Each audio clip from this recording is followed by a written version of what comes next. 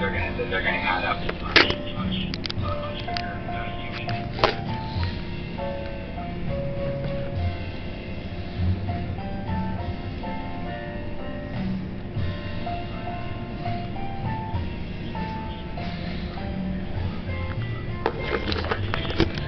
Safety levels, obviously the first thing that happens is they get reported so they can be repaired immediately.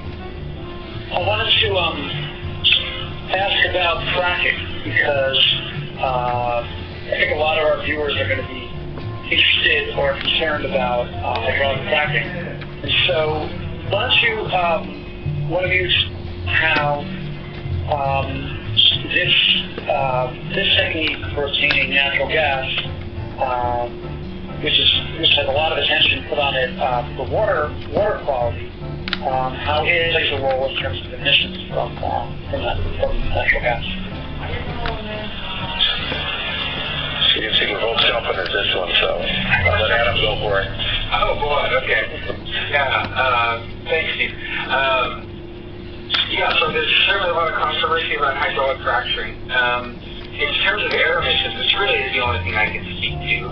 There also are water quality concerns of both surface water and groundwater associated with hydraulic fracturing, but I don't work on water, so I can't comment on that. With regards to air emissions, the concern with hydraulic fracturing occurs, and I like Steve's term that he used of burning the well.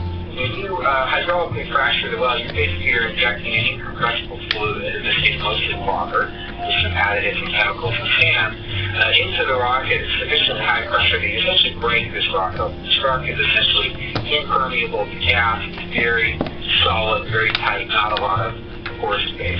By fracturing the rock, you create a whole network of cracks that sometimes extend for up to hundreds of feet into the rock formation, and then the gas can escape from the rock formation into the wellbore. When you do this, you essentially pressurize the well or the subsurface by pressurizing sort of a can of soda. So in order to get the gas to flow back, what you need to do is essentially pop the top on it, like this, we're going to use the soda can analogy, and let all this flow back out, let all the water flow back out to clear the wellbore and to clear the rock formation so that the gas can flow. An early practice was to, if the gas infrastructure wasn't in place, was to either flare the gas or in some cases condense it. Flaring is much better than venting because of the high global warming potential of methane. It's a waste to burn the gas off, but it's a heck of a lot better to burn it off than to just let it escape unoxidized or uncombusted. Increasingly, and this has largely been the case for large, very productive wells, but increasingly companies are applying what are called green completion technologies or reduced emissions completion. And this basically involves applying a somewhat more sophisticated separation technology that is low enough pressure to allow this burp or this blowback to occur, or this sort of expulsion of the water to occur, but still you're essentially grabbing the gas using what's called a multi-phase or a three-phase separator to separate out the sand, water, and gas. And you can take that gas and sell it. That's really where we want to be going, is using that gas for selling it and using it for good purposes. In the meantime, flaring it is a lot better than venting. There's been a lot of controversy about the degree of venting. People will claim really high venting rates. It's not clear that that's the case. Especially as we move forward towards 2015, more and more companies are going to be taking the more responsible approach. Also, one of the interesting things we found in our study is that even if you take what's going on, it just doesn't explain this total methane problem. So, you kind of run the math, and what I've kind of done from MIT that previously published a paper where he established a methodology to do this, and you run the math, and you're in it for like 10,000 wells using a commercial database, and it just doesn't add up to this is really a fracking story. Fracking may contribute, particularly if poor practices are common, but it basically, the end result is that overall this is not a fracking story. Interestingly, some of the studies in our database were the measurements were taken in the late 1990s, early 2000s. At this time, fracking was not common, and they found higher emissions as well. So we think that there's evidence from all parts of the industry that there are emissions there, So from our perspective from the study, one of our conclusions was fracking may contribute, but this really is not, quote unquote, a fracking story. I want to just turn to Steve and let you have the last word here. Methane, natural gas is often viewed as a bridge between our fossil fuel present and a future in which renewable sources of energy are the main source of energy.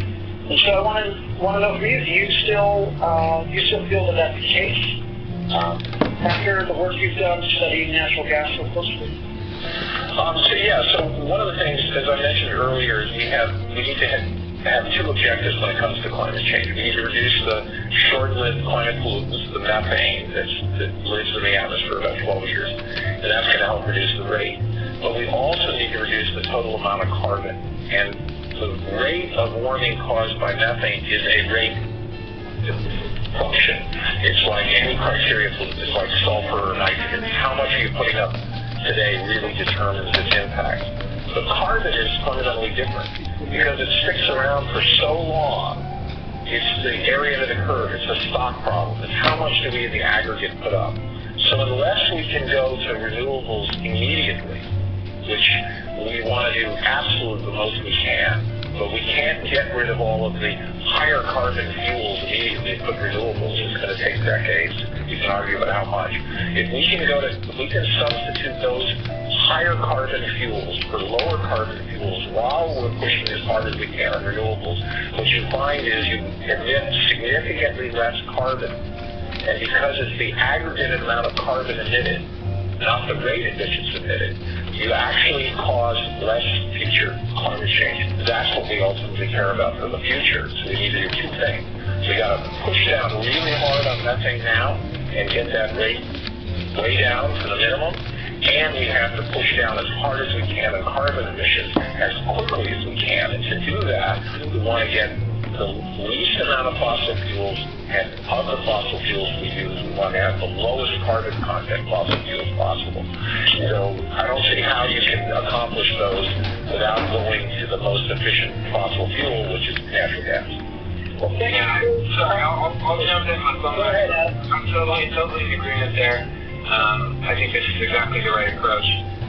This is not natural gas or renewables. We obviously need renewables in the long term. Let's use natural gas to support them in the short term. And I think that's a solid strategy, especially if we can get these stakes down. So thank you both for joining us on Science Live. And thanks for those who viewed and the comments we got. Take care, gentlemen. Really appreciate it. Thanks very much for having us. Okay, bye-bye. Bye. Bye.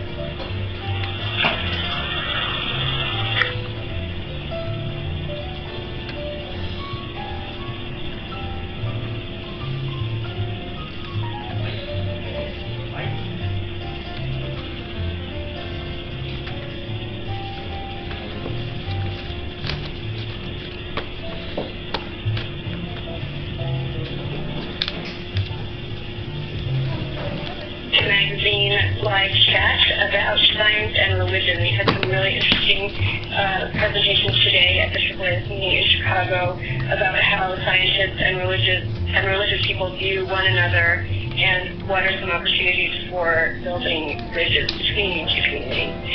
So with us today we have Elaine Howard-Eklund. She's a professor of sociology at Rice University, and she just completed a very interesting new survey about conceptions of science and religion in both scientific and religious communities. We have also Galen Cherry, who's the Vice President of the National Association of Evangelicals. And we have Jennifer Wiseman, who's sitting here with me. She's the Director of the AAAS Dialogue on Science, Ethics, and Religion. So we'll be taking your questions on our on the webpage for this live chat, so please leave them in the comments as the chat proceeds, and I will make sure to ask them to our guests. And so I think we'll get started with Elaine. If you could just tell us a little bit more about the survey that you did and some of its most interesting or surprising results. So in December, we started a survey that would have the intent of answering three kinds of very broad questions. So the first being, what do religious people people, particularly evangelicals, think about science and religion and scientists. And the second large question being, what do scientists think about religion? And we're particularly interested in getting a very broad overview of scientists, not just scientists who they are part of the most elite sector of scientists, but what we call rank and file scientists, scientists from a broad variety of spaces in American society. To that end, just closed 2 weeks ago, so really hot off the press here, we surveyed over 16,000 Americans about their views on the science and religion interface. We got a 63% response, so over 10,000 responded, and we're really excited about some of those findings. What are some of the findings? Tell us 3 or 4 of your favorite ones. Right. So 3 or 4 of my favorite ones. It's very hard to narrow them down, but okay. So about, I think this is a story of whether you think the cup half empty or half full. So if you are looking for conflict between religion and science, there's certainly a place to find it in these data. So about 1/5 of the general population perceives tension between religious communities and scientists. So we asked a question, do you perceive hostility by religious people towards science, and do you perceive hostility by scientists towards religion? So 20% of Americans perceive hostility by religious people towards science, and about 20% perceive hostility by scientists towards religion. So there's definitely a place of conflict. When we turn just to the evangelical respondents, so those who some say, at least if you believe some media reports, have had contention with science, particularly the issue of evolution, we find that 29% of evangelicals consider there to be a conflict between religion and science and to be on the side of religion. Also, scientists and evangelicals are very different kinds of populations religiously. So 44% of evangelicals see themselves as very religious compared to only 15% of scientists. When you turn towards the cup half full side, I think you also see in these data some indications that there is some possibility for dialogue. So we have about 40% of evangelicals saying that science and religion can be very much in collaboration, so 48%, and 40% of scientists saying that science and religion can be in collaboration. So there's room for dialogue, but also a very obvious conflict for some. And Jalen, can you tell us a little bit about why you think a survey like Elaine's is important, and if you were surprised by any of her findings so far? Sure. This is a very important survey because it helps us understand some of the dynamics that, as Elaine said, are sometimes misrepresented by the media or by critics on one side or the other. To me, one of the most important